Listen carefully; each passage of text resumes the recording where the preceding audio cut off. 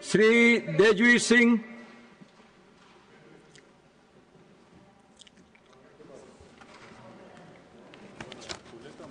Thank you, sir. Subject: demand to enhance clean energy infrastructure to meet rising power demand in Uttar Pradesh. माननीय सभापति महोदय, मैं आपके माध्यम से सदन का ध्यान उत्तर प्रदेश में तेजी से बढ़ती बिजली मांग और उसके अनुरूप स्वच्छ, विश्वसनीय तथा टिकाऊ ऊर्जा अवसंरचना को मजबूत करने की आवश्यकता की ओर आकर्षित करना चाहता हूं। माननीय प्रधानमंत्री श्री नरेंद्र मोदी जी के नेतृत्व में देश भर में नवीकरणीय ऊर्जा, ग्रीन ग्रिड, ग्रीन हाइड्रोजन तथा ऊर्जा भंडारण क्षेत्र में ऐतिहासिक प्रगति हुई है। इन प्रयासों का सकारात्मक प्रभाव उत्तर प्रदेश में भी दिखाई देता है, जहां औद्योगिक निवेश, express way network, data centre park, electric mobility और स्मार्ट सिटी परियोजनाओं के विस्तार से बिजली की खपत रिकॉर्ड स्तर पर पहुंच चुकी है। हालांकि कई जिलों में पीक डिमांड के समय बिजली आपूर्ति पर दबाव बढ़ता है और स्वच्छ ऊर्जा को ग्रिड से जोड़ने, ऊर्जा भंडारण सुविधाएं विकसित करने तथा ट्रांसमिशन नेटवर्क को मजबूत बनाने की आवश्यकता महसूस की जा रही है।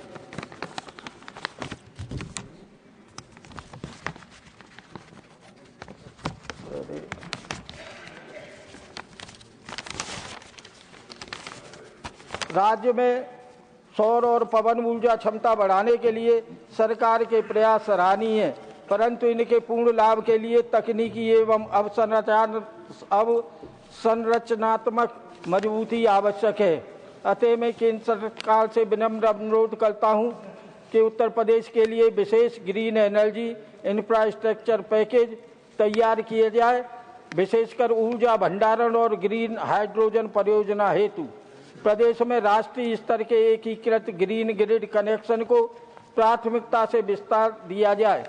बड़े सोलर पार्क, रूफटॉप सोलर तथा कृषि सौर पंप योजनाओं को और तेज करने के लिए मंजूरी प्रक्रिया को सरल और समयबद्ध किया जाए।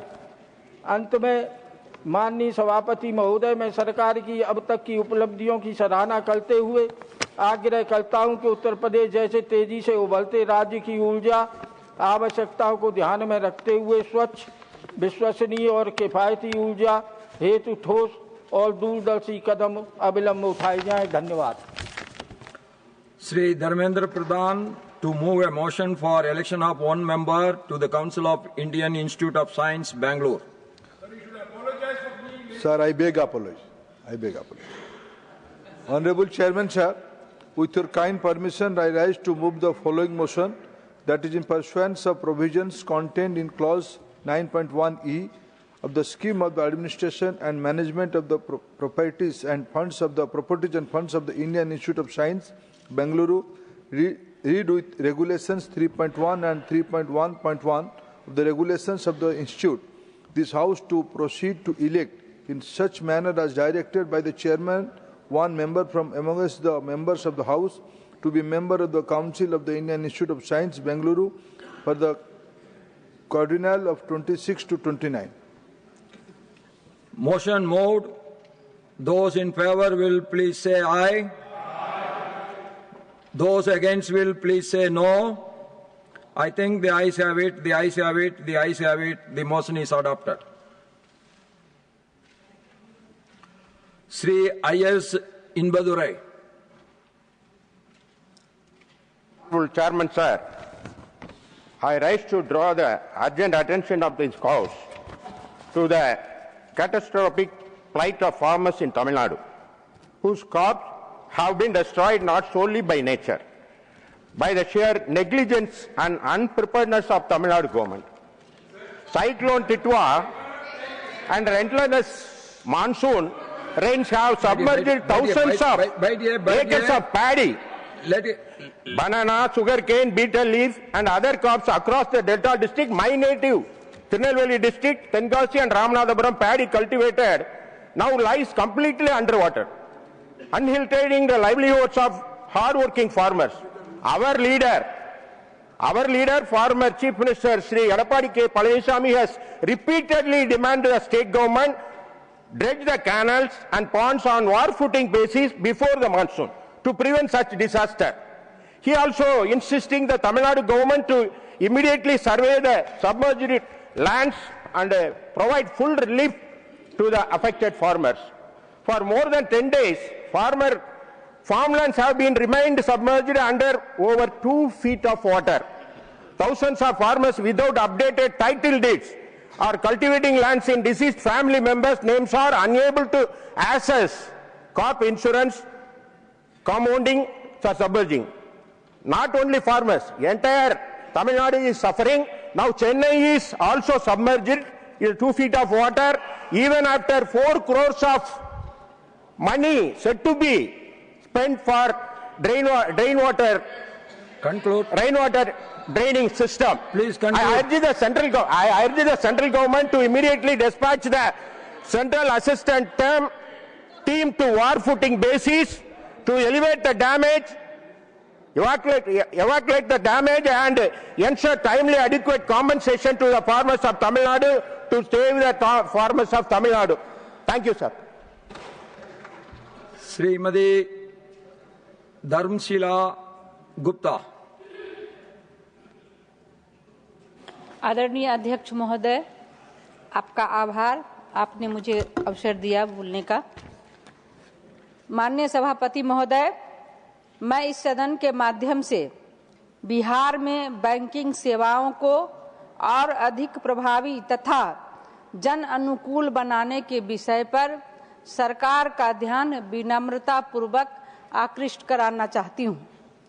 आदरणीय प्रधानमंत्री श्री नरेंद्र मोदी जी के नेतृत्व में केंद्र सरकार ने देश भर में वित्तीय समावेशन, डिजिटल बैंकिंग और सूक्ष्म ऋण सुविधाओं के विस्तार के लिए अनेक सराहनीय कार्य किया है, जिनका लाभ बिहार के लोगों को भी प्राप्त हुआ है।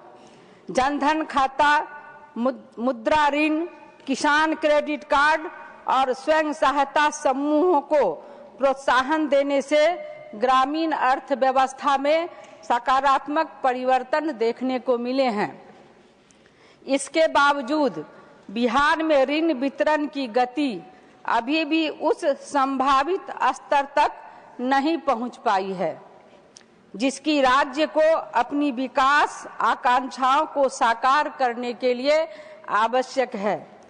यहाँ के नागरिक बैंकों में बड़े पैमाने पर जमा तो कर रहे हैं, परंतु राष्ट्रीय औसत की तुलना में बिहार का क्रेडिट डिपॉजिट रेशियो कम बना हुआ है।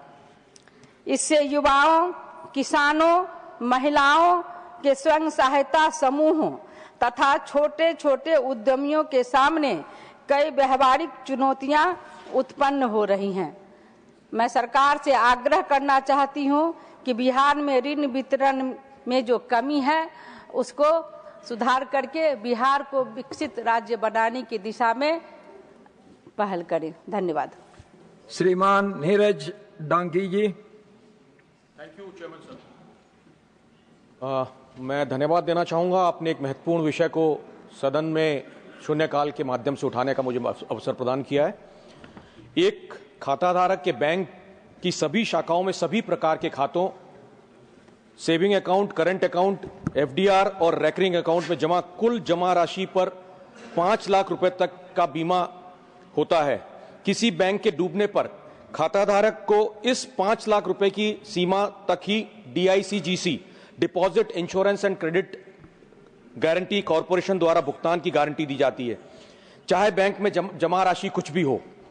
ऐसी स्थिति में 5 लाख रुपए से अधिक संपूर्ण राशि के डूबने का पूरा खतरा बना रहता है। वर्ष 2019 में Punjab and Maharashtra cooperative bank के डूबने के बाद 4 फरवरी 2020 को यह इंश्योरेंस सीमा जो पूर्व में 1 लाख रुपए थी से बढ़ा करके 5 लाख रुपए किया गया।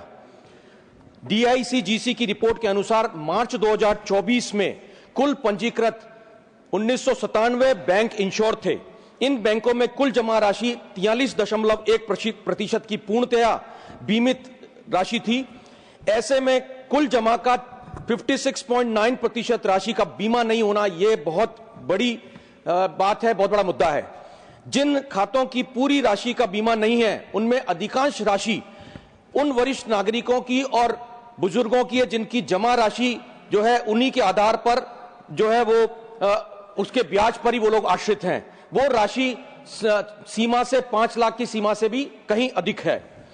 ऐसे में बैंकों के डूबने पर इनकी बुढ़ापे की गाढ़ी कमाई जो है वो एक क्षण में डूब सकती है, उसका पूरी तरीके से खतरा बना रहता है। प्राप्त आंकड़ों के अनुसार 1961 से मार्च 2024 तक 431 सहकारी बैंक फेल हुए या डूब गए।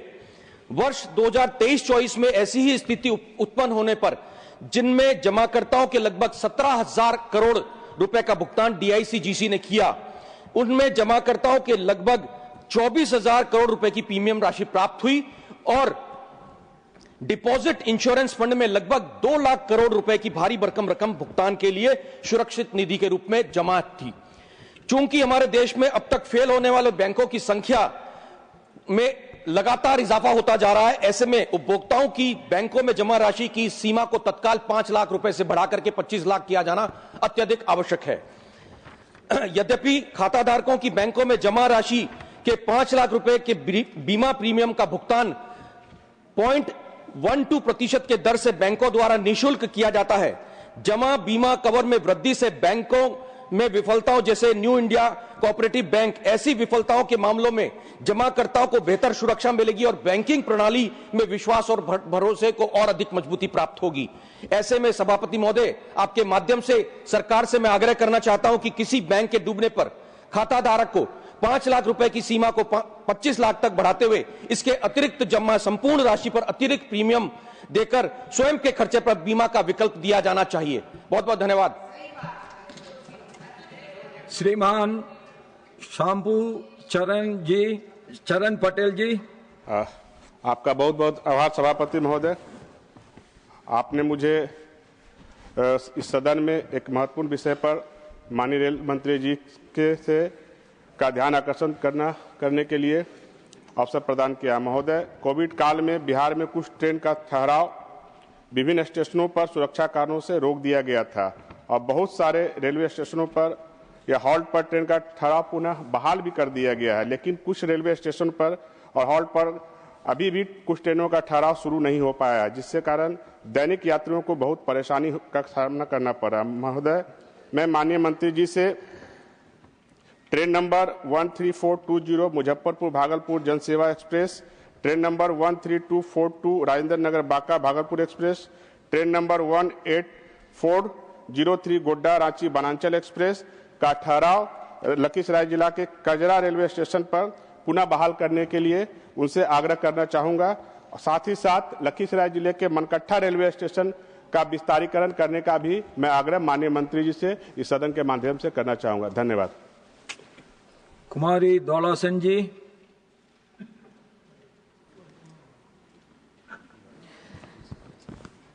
Thank you, Chairman, sir, to give me chance to speak on the subject renaming Raj Bhavan to Lok Bhavan. And I am thankful and grateful to my party, ITC, and our respected leader, Srimati Mamata Banerjee, to give me the opportunity to speak. I'll try to speak in Bangla, my mother tongue. On November 25, 2025, Ministry of Home Affairs issued a directive that all Raj Bhavans across the country will be renamed as Lok Bhavan. কিন্তু প্রথমত আমরা বলতে চাই না parliament সংসদে না cabinet মন্ত্রিসভায় এমনকি রাজ্য সরকারগুলির সাথেও আলোচনা তো দূর তাদের জানানোও হয়নি স্যার, যেমন কিনা স্যার নিয়েও টালবাহানা করা হচ্ছে, আলোচনা করা হচ্ছে না স্যার। এগুলি অগণতান্ত্রিক, স্বাধীনতার পরে যে অর্জিত গণতন্ত্র তার উপর হস্তক্ষেপ। We condemn sir. ওপর শুনলে মনে হতে পারে এই সিদ্ধান্ত খুবই প্রগতিশীল, যেন এটি ঔপনিবেশিকতা কলোনিয়ালিজমের ওপরে বিরুদ্ধে একটি সঠিক পদক্ষেপ। রাজার নয়, লোকের ভবন, মানুষের ভবন। শুনতে ভালো স্যার, মানুষের প্রকৃত পরিস্থিতি কি তাও আমি একটু পরে আপনাদের মাধ্যমে সদনকে বলতে চাই। বহু বছর ধরে এই প্রাসাদগুলি রাজভবন বলে পরিচিত, এগুলি মেনটেনও করে রাজ্য সরকারগুলি সংশ্লিষ্ট। খরচও করে রাজ্য সরকার রাজ্য বিধানসভার অধীনে, কিন্তু এই ডিরেক্টিভ স্টেট অ্যাসেম্বলিও জানে না, স্টেট গভর্নমেন্টও জানে না, সরকারি কোনো নোটিফিকেশন হয়নি। আমাদের দেশের সংবিধান সম্মত ফেডারেল স্ট্রাকচারে অবশ্যই সিদ্ধান্ত গ্রহণের আগে ইউনিয়ন গভর্নমেন্টের স্বরাষ্ট্র মন্ত্রক, হোম মিনিস্ট্রির রাজ্য সরকারগুলির সাথে আলোচনা করা উচিত ছিল। এটি শুধু ফেডারেলিজম বা সাংবিধানিক গণতন্ত্রের উপরেই আঘাত নয়, এটি বাস্তবত বিশেষ করে যেখানে যেখানে ডাবল ইঞ্জিন গভর্নমেন্ট নেই সেখানে রাজভবনের স্ট্যাটাস পাল্টে নির্বাচিত সরকার সমান্তরাল অনির্বাচিত আলংকারিক পদাধিকারীর অফিসকে গণদরবার করার, আসলে দলীয় নির্বাচনের কাজে লোকভবনের নামে রাজভবনগুলিকে ট্রেজারি বেঞ্চের অফিস হিসেবে ব্যবহার করার ভয়াবহ চক্রান্ত বিজেপির দিক থেকে। বাংলায় তো এই এমএইচ এর অর্ডারকে কার্যকর করা হয়ে গেছে অতি দ্রুত, কিন্তু বাস্তবে লোকভবনের লোক বা মানুষ বা পিপল বা কেমন আছেন, কিভাবে তারা সাংবিধানিক অধিকার থেকে বঞ্চিত। বাংলার বকেয়ার চিত্র এইরকম: এমজিএনআরইজিএতে 43,000 কোটি টাকা বাকি, বুলবুল, আমফান, যশ সব সাইক্লোনে 42,600 কোটি টাকা বাকি, গ্রামীণ আবাস যোজনায় 24,200 কোটি টাকা বাকি, সমগ্র শিক্ষায় 19,000 কোটি টাকা বাকি, গ্রাম সড়কে 2700 কোটি টাকা বাকি, জল জীবন মিশনে 2500 কোটি টাকা বাকি, সব মিলিয়ে প্রায় 2 লক্ষ কোটি টাকার কাছে বকেয়া।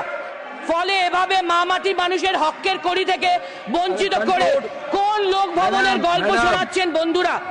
আমরা বিশ্বাস করি সবার উপরে মানুষ সত্য, তাহার উপরে নাই, মানুষই শেষ কথা বলে।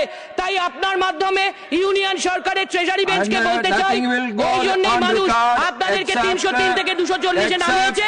এভাবেই মানুষ আপনাদেরকে সবক শেখাবে, যাতে পরের বার আপনারা এই তানাশাহির সুযোগই না পান, না এসআইআর নিয়ে, না এই রাজভবনকে লোকভবন রিনেম করার আলোচনা ছাড়া। এভাবে জয় হিন্দ, বন্দে on record. If she is diverting from the subject, nothing will go on record. Sri Kesari Dev Singh Jala, Sri Kesari Singh Dev Jala.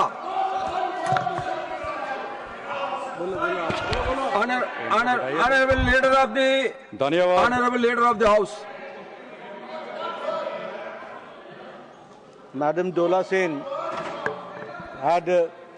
you had permitted her to speak on in 0 hour about the change of the name from Raj Bhavan to Lok Bhavan, but she used this opportunity to express here in the House about the issue related to Manrega and other issues. I would like to be very clear that because it does not relate to the subject, it should be deleted and it should be not brought on the record, and the only issue related to Lok Bhavan should be admitted. Yes, I already said anything deviated from the subject will not go on records. Sri Kesari Dev Singh Jala ji. बैठ जाइए. No, you go ahead. No, you address to the chair. अध्यक्ष महोदय, आपने मुझे बोलने का मौका दिया है, उसका मैं आपका आभार व्यक्त करता हूं।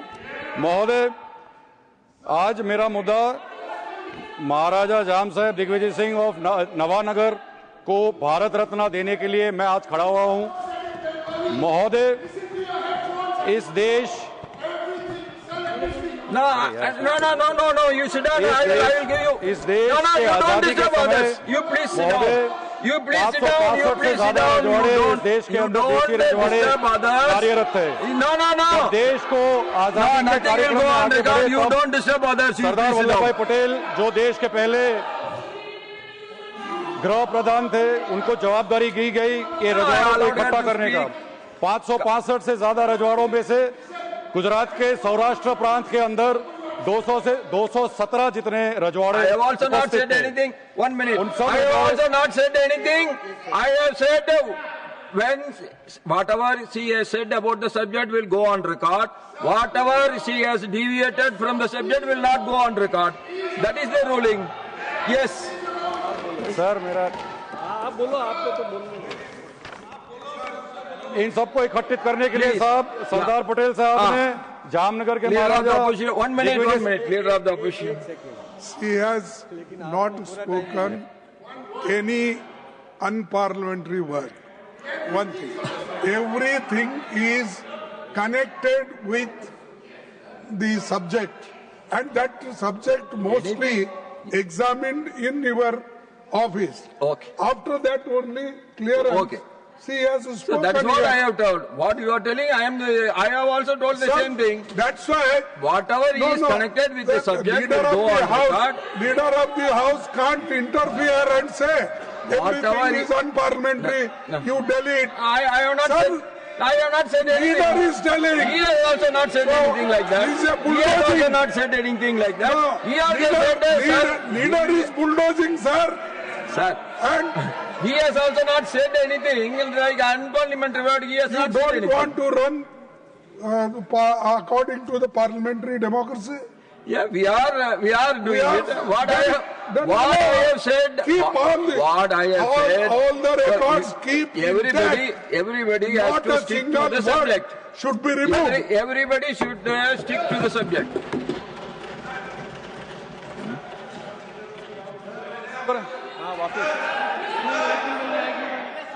सर पहले से चालू करें। You please. Honorable leader of the house. Sir, I need your protection, sir. I have never bulldozed.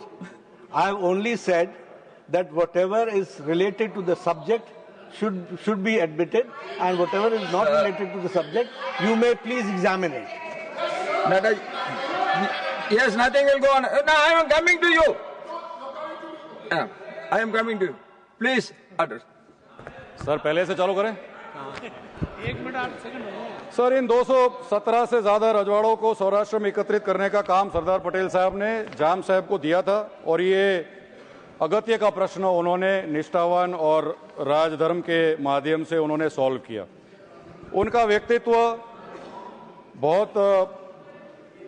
उनका व्यक्तित्व इस प्रकार का था कि एक युवा अवस्था में उन्होंने आर्मी ज्वाइन करके अफगानिस्तान के अंदर अपना फर्ज निभाया। दूसरे विश्व युद्ध के अंदर भारत का प्रतिनिधित्व उन्होंने एलाइड फोर्सेस के वॉर कैबिनेट में किया। चेंबर ऑफ प्रिंसेस जो रजवाड़ों का संगठन आज़ादी के पहले का था, उसका चांसलर के माध्यम से प्रतिनिधित्व उन्होंने किया। सौराष्ट्र के वो राज प्रमुख भी 1956 तक रहे। महोदय, दूसरे विश्व युद्ध के अंदर युद्ध के दौरान हजारों की संख्या में जब पोलैंड के अंदर रेफ्यूजीज, महिलाओं और बच्चे जिनके पास कहीं जाने की जगह नहीं थे, इस प्रकार की जब परिस्थिति खड़ी हुई तो जाम साहब ने उनको जामनगर बुला के बालाचड़ी में अपने खुद के निवास स्थान के अंदर उनको रहने का शरण भी दिया, साथ में शिक्षा और आरोग्य भी उनको प्राप्त करवाया। ये मानवीय भाव को देख के पोलिश पार्लियामेंट ने 2016 में एक प्रस्ताव पारित किया हाउस के अंदर उनको सम्मान करते हुए, और एक स्क्वायर महत्व जो चौराया है वॉर्सो के अंदर, उसको गुड महाराजा स्क्वायर के नाम से उनको घोषित किया। पिछले महीने ही महोदय मोशव नेवातिम करके विस्तार है इजराइल के अंदर, उन्होंने भी एक स्टैच्यू के माध्यम से उनका सम्मान किया। महोदय, आज़ादी के बाद आस्था और श्रद्धा का महत्वपूर्ण केंद्र सोमनाथ मंदिर में जब सरदार पटेल और के.एम. मुंशी के साथ ट्रस्ट में बैठ के उस पूरे मंदिर का निर्माण का कार्य भी जाम साहब दिग्विजय सिंह जी के माध्यम से हुआ। इतने सारे कार्य जो उनके लाइफ में हुए हैं, मैं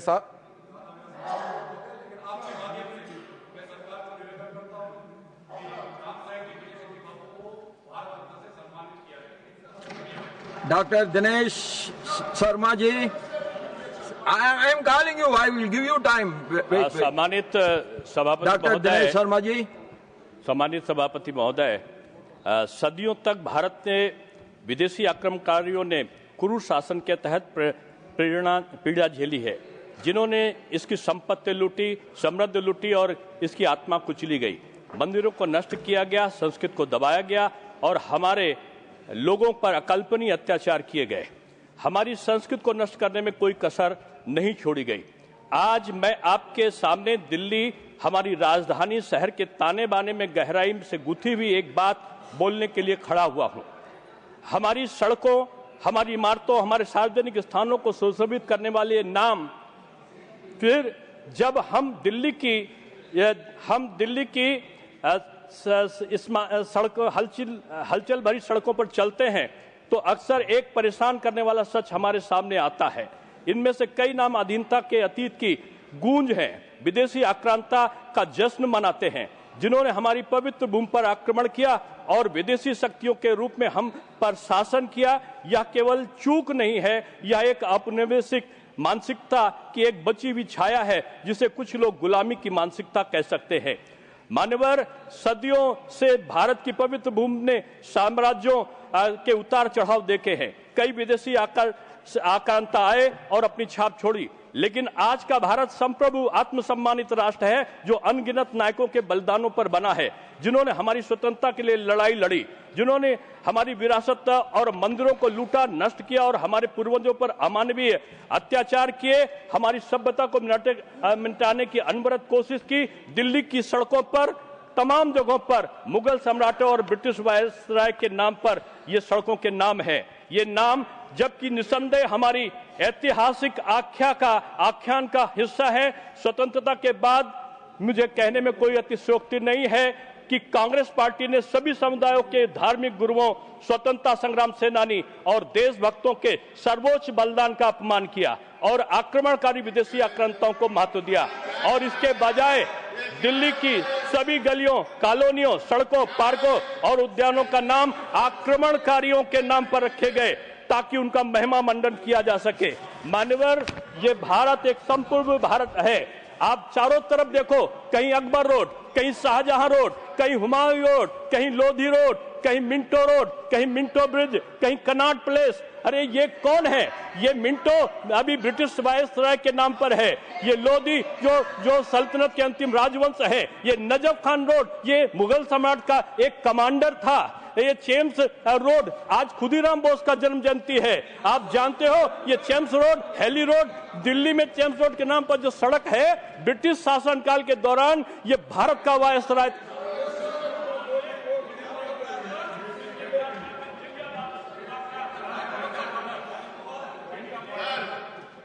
Please, all should be very particular to the subject only. Please stick yourself only to the subject. Sri Sandosh, I am coming. Sandosh Kumar, Sriman Sandosh Kumar, please.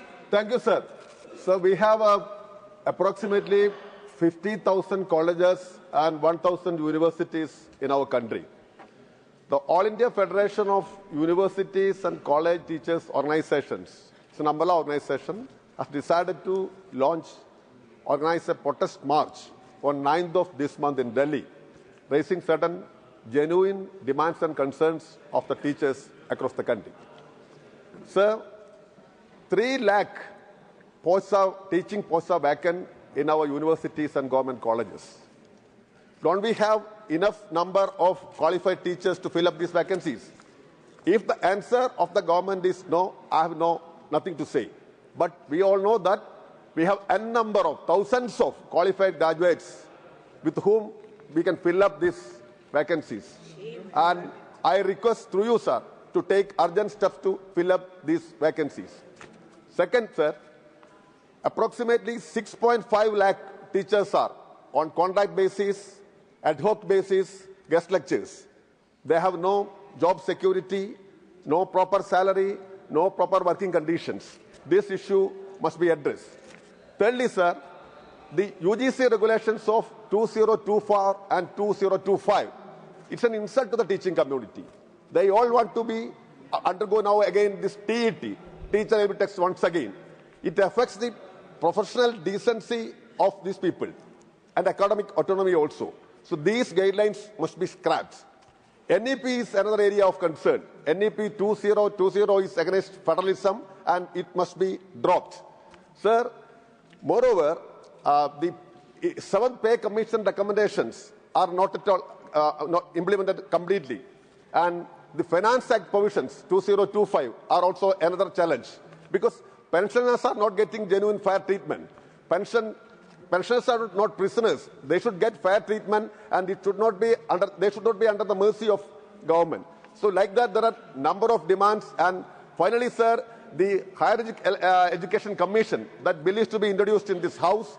That is another example of over-concentration of power in the hands of union government. So these are certain genuine concerns and demands. I request the government, through you, sir, to address these issues urgently, because teaching community is one of the most important sectors in our country. Thank you, sir. Shri Navam Rabia. Thank you, sir, for allowing me to raise a very pertinent issue of my state, Arunachal, in particular and Northeast in general. ये मैं chairman sir इस मुद्दा को इस सदन में कई बार उल्लेख कर चुका हूं।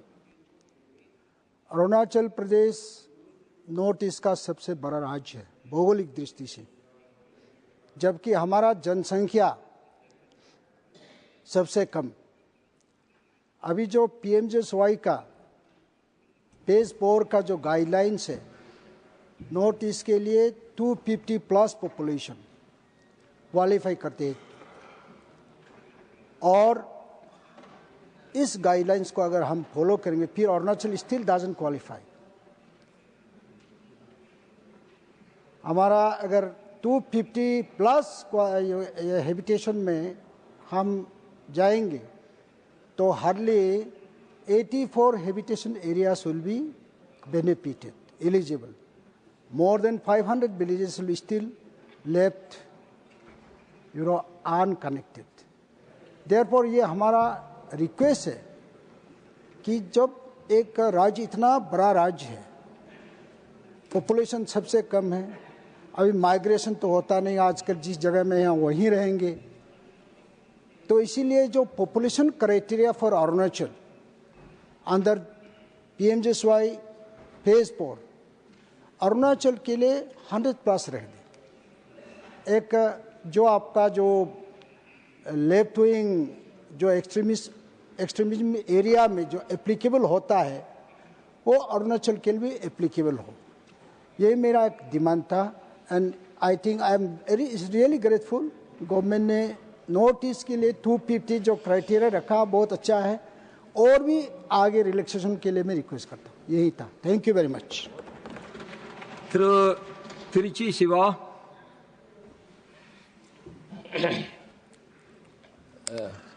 Mr. Chairman, sir, today being the International Day of Persons with Disabilities, I thank you personally for having given me the opportunity to speak on the same subject during the 0 hour.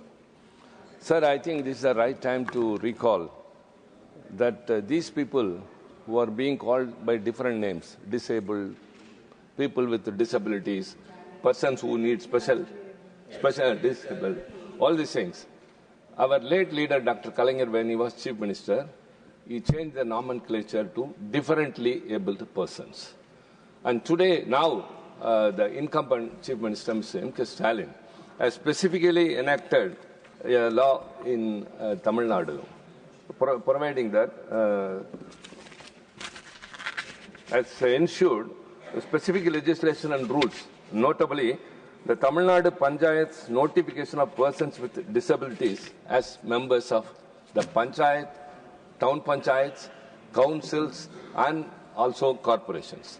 So one member will be nominated in every panchayat, town panchayat, municipal corporations, and corporations, municipal council and corporation.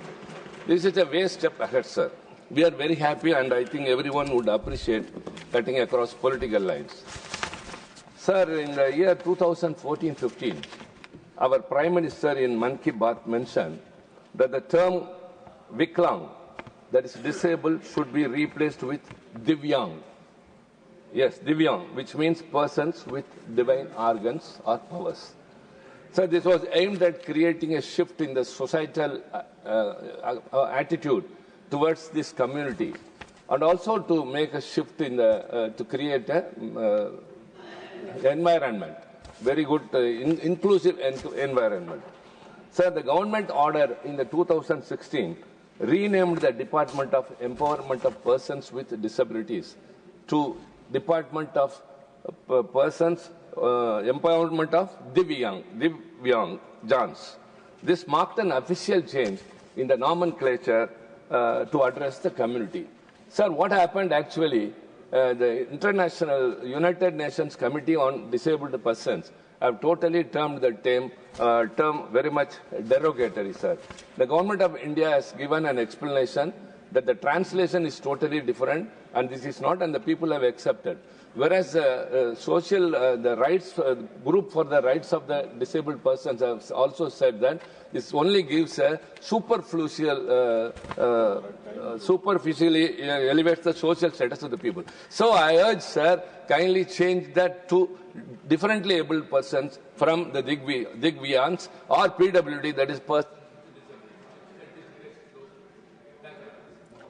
Srimati Sumitra Palmik. माननीय सभापति महोदय, मैं सदन में आपका स्वागत वंदन करते हुए अपनी बात रखती हूं। आज हम जब नारी शक्ति वुमेन डेवलपमेंट की बात करते हैं तो हमें यह बात सुनिश्चित करनी होगी कि जो महिलाएं बाहर अपने कार्य के लिए जाती हैं वो अपने घर सुरक्षित लौट सकें। महोदय, हमारे शहरों में मेट्रो और बस सेवाएं तो विश्व स्तरीय हो गई हैं। सीसीटीवी और सुरक्षा गार्ड के कारणों स्टेशन के भीतर महिलाएं सुरक्षित महसूस करती हैं, लेकिन असली डर जब शुरू होता है उनका, जब सफर बस में या मेट्रो में या ऑटो में शुरू होता है।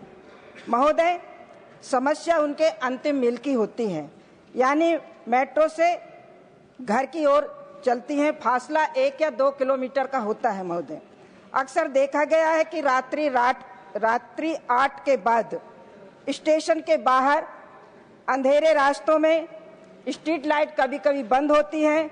वहां पर खड़े अनरजिस्टर्ड ऑटो या ई रिक्शा वाले जिनका कोई सत्यापन नहीं होता है, वो एक कामकाजी महिलाओं को बिठा लेते हैं और जब वो बैठने पे अपने घर तक पहुंचने में उनकी सांसें थमी रहती हैं और वो फोन पर लगातार अपने परिवार से बात भी करती हैं ताकि ये उन्हें एहसास हो कि हम सुरक्षित घर पहुंच सकें।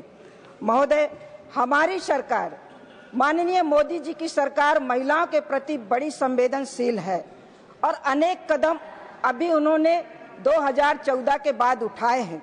महोदय, मेरा मानना है, मैं आपके सामने कुछ सुझाव रखना चाहती हूं। उन सुझावों के माध्यम से मैं सरकार का ध्यान आकृष्ट करना चाहती हूं कि जब महिलाओं को पिंक ई रिक्शा आदि, ये मेरा सुझाव है कि हर मेट्रो स्टेशन पर, प्रमुख रूप से बस अड्डों पर और सब सिटी के माध्यम से महिलाओं को ही चलाने के लिए दिया जाए। विशेष रूप से वो महिलाएं ड्राइविंग करें, इससे महिलाओं यात्रियों को सुरक्षा मिलेगी, बल्कि हजारों उन महिला जरूरतमंद जो हैं उनको एक रोजगार भी मिलेगा। महोदय, QR कोड आधारित ट्रैकिंग, हर शेयरिंग, मेट्रो, ऑटो रिक्शा और यूनिक QR कोड अनिवार्य होना चाहिए। यात्री बैठने से पहले उसे स्कैन करे, जिससे गाड़ी का नंबर, ड्राइवर की डिटेल और पुलिस सीधे कंट्रोल रूम तक पहुंचे। महोदय, यह जानकारी उनके परिवार तक भी पहुंचे। सेफ कॉरिडोर की पहचान स्थानीय प्रशासन और स्टेशनों के रिहायशी इलाकों तक भी जाने में मुख्य रास्तों पर सेफ कॉरिडोर घोषित करना चाहिए। इन रास्तों पर street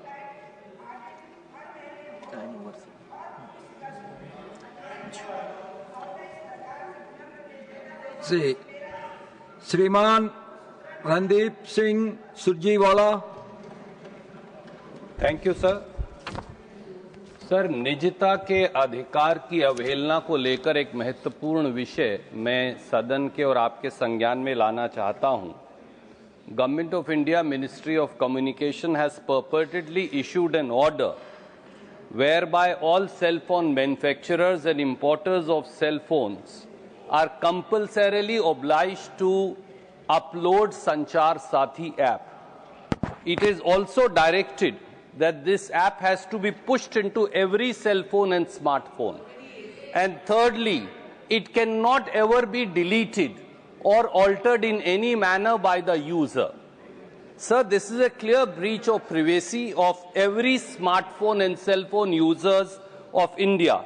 a clear apprehension is that the features of the app would point out real-time geolocation of every user, monitoring of the search history, conducting of every transaction, including a credit card financial transaction by every cell phone user, and a possible monitoring of conversations, SMSs, WhatsApps. Would this not completely negate the right of privacy of every individual? And a possible kill switch, sir, will turn every cell phone into a brick. If the government then wants, then every cell phone of every journalist, every opposition leader, every dissident, it will become a pure simple brick by use of a kill switch. Sir, the grave and serious apprehension is also every app can have a backdoor, or every app is possibly hacked. I will like to bring it to the notice of Leader of the House. If that happens, then all passwords, all information, all bank account numbers, all personal information of every user stored on the cell phone becomes suspectable, either with a government agency or a hacker, both in this case. Sir, it also can possibly give a hacker full device control. Look at the implications it is fraught with. Also, sir, it leaves millions of devices exposed for months, for it depends on an upgrade that would be pushed by the government. To give you an example, government pushes an upgrade, Samsung doesn't do it for 3 months. For 3 months, all cell phones of that make will be susceptible to be hacked by any hacker in any manner whatsoever, completely compromising the data of every single person. So the government must clarify the legal authority for mandating a non-renewable app and push a compulsory Please conclude. software updates. Please. And disclose what independent Please conclude. security audit and safeguards and misuse prevention mechanism are in Please place conclude. apart from the stakeholders. Niranjan Bishi. Sir, this is a matter of grave Sri Niranjan Bishi. Jai Jagannath. and must be looked at by the government. Thank you, Honorable Chairman, sir, for giving me an opportunity to speak in an urgent public importance regarding restoration of national means cum merit scholarship scheme of Odisha Adarsha Vidyalaya in the state of Odisha. Sir, the erstwhile BJD government led by our former Chief Minister Sri Naveen Patnaik ji had established 316 Odisha Adarsha Vidyalaya in every block to provide CBSE pattern of quality education with hostel facilities and free schooling from class 6 to class 12. These institutions have been instrumental in giving modern education, quality education, vocational education, professional education to economically weaker children. To encourage academic excellence of rural students, the state had introduced the national means cum merit scholarship, under which meritorious students were received 12,000 scholarships per year. This support had helped students meet essential academic and hostel-related needs and served as a strong motivation for them to check dropout also. However, during the current academic session, the Odisha government has stopped the scholarship scheme.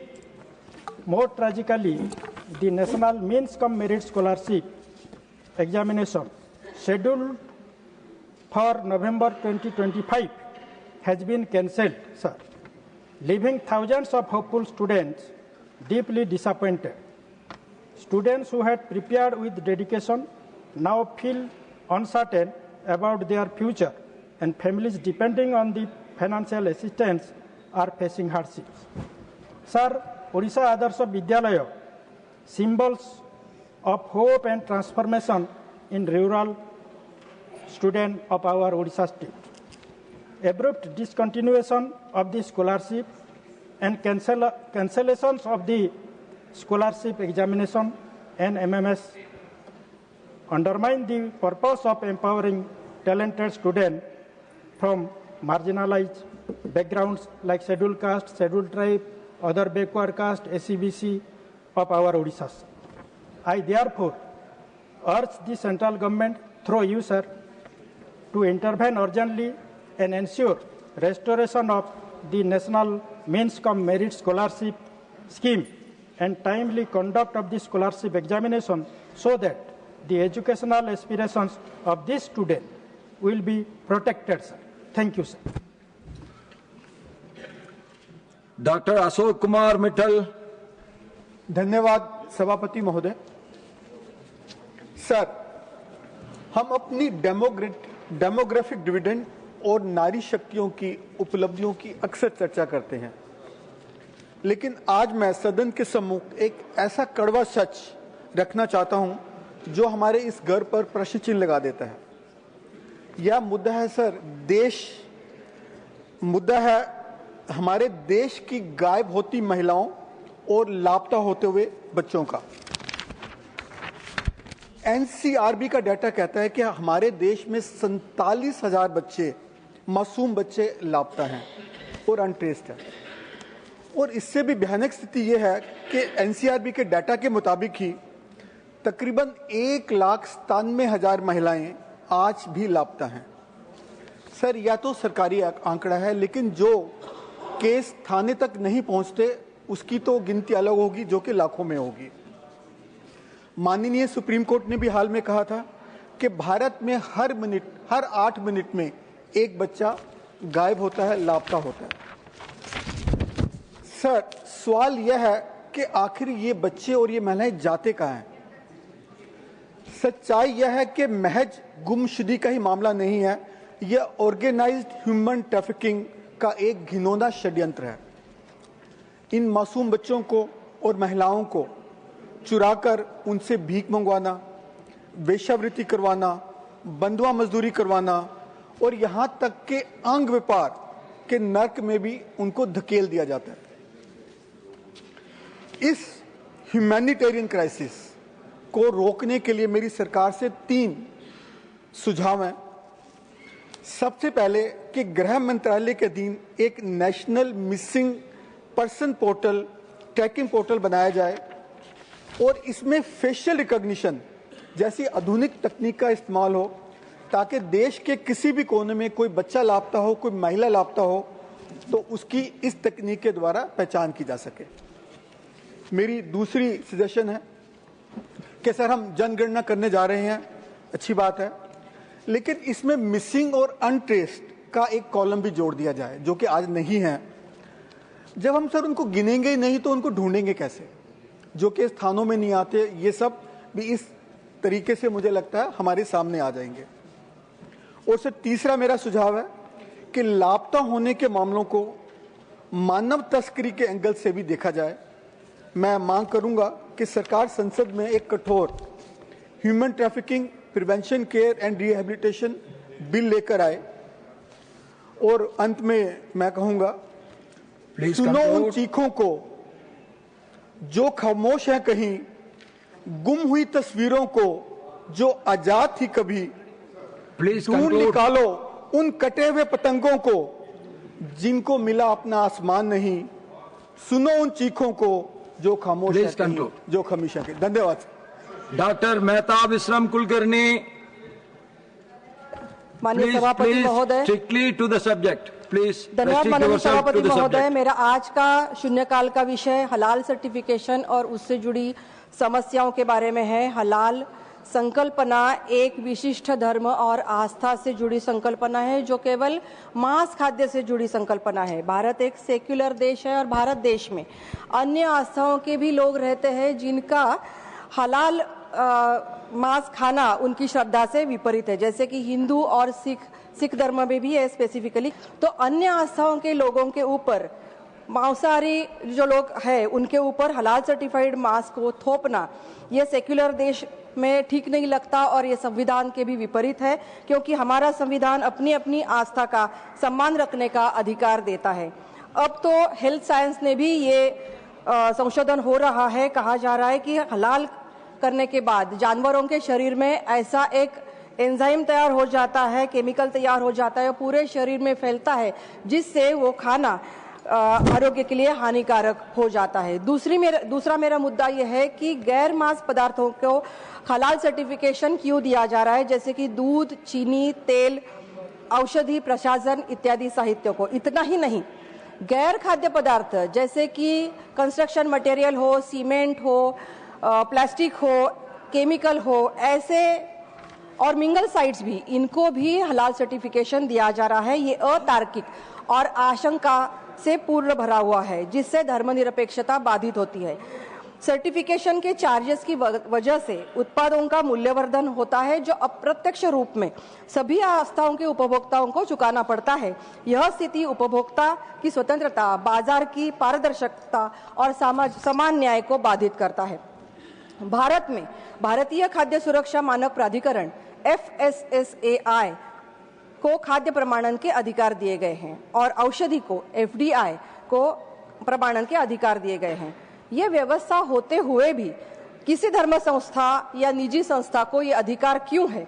मेरी मांगे ये है कि हलाल के ऊपर श्रद्धा रखने वाले के लिए हलाल सर्टिफिकेशन देना हो तो सरकारी व्यवस्था से दी जाए और सर्टिफिकेशन के भुगतान का जो चार्जेस है वो सरकारी तिजोरी में जमा हो। कई संस्थाएं ऐसी है, निजी संस्थाएं, जो देशद्रोह के कार्य में अपना सपोर्ट करती है। ऐसे संस्थाओं के ऊपर चार्जेस लगे गए हैं यूपी में, उनके ऊपर कार्रवाई होनी चाहिए। गैर मांस और गैर खाद्य पदार्थों के ऊपर जो हलाल सर्टिफिकेशन दिया जाता है वो तुरंत हटाया जाए। निजी संस्था को, स्वयंसेवी संस्था को प्रमाणन देने के जो अधिकार है वो तत्काल प्रभाव से रद्द हो, ये मेरी मांगे है। धन्यवाद माननीय सभापति महोदय। Derek O'Brien ji, please don't create any controversy, don't disturb the house. Create করতে চাই না, আমি কোনো কন্ট্রোভার্সি ক্রিয়েট করতে চাই না। আমি আপনাকে ধন্যবাদ দিতে চাই যে আপনি আজকে আমাকে 1-2 মিনিট সময় দিয়েছেন। আমাদের সাংসদ কি বলল সেটা পরিষ্কার করে আপনাকে আবার বুঝিয়ে দিই। আমাদের সাংসদ বলল যে আপনারা নাম চেঞ্জ করেছেন রাজভবন থেকে লোকভবন, লোক মানে মানুষ, আর মানুষের জন্য আপনারা কি করেছেন সেইটার তথ্য দিয়ে বাংলাকে কিভাবে বঞ্চিত করা হয়েছে বাংলার মানুষকে, সেটা উনি পরিষ্কারভাবে she was explaining that every word sir, every word on that, and we respect you sir, and we welcomed you with open hearts and open minds that day, so we respect you sir. Some people will start shouting in the middle. Please, I would humbly request you sir, it will be easier for everybody to understand, especially বাংলায় বলছিল তো headphone থাকলে আপনি পরিষ্কারভাবে শুনতে পাচ্ছেন কি বাংলায় বলছিল আপনি। আমি মানি এটা স্যার, কিন্তু এইদিকে কি হয় বাংলাকে বঞ্চিত হয়ে ওদের জ্বালা লাগে, বাংলাকে দিতে ভাল লাগে না ওদের। संजय श्री संजय कुमार झा।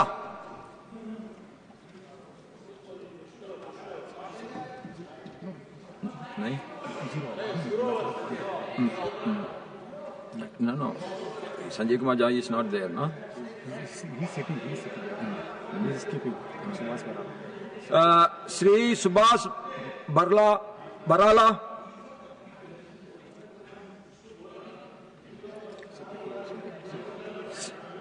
जीरो वार तो नहीं था मेरा।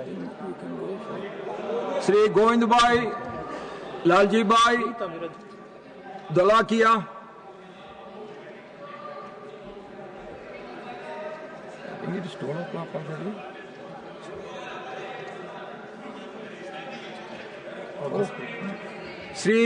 Shrimati Priyanka Chaturvedi ji. Sir, 1 second. I don't know which one this is. 0 hours. 0 hours. What, sir? Okay, I'll complete reading. Need for nationwide decisive action on rising food adulteration. I'm speaking. 0 hour. You called out my name. Yes, sir.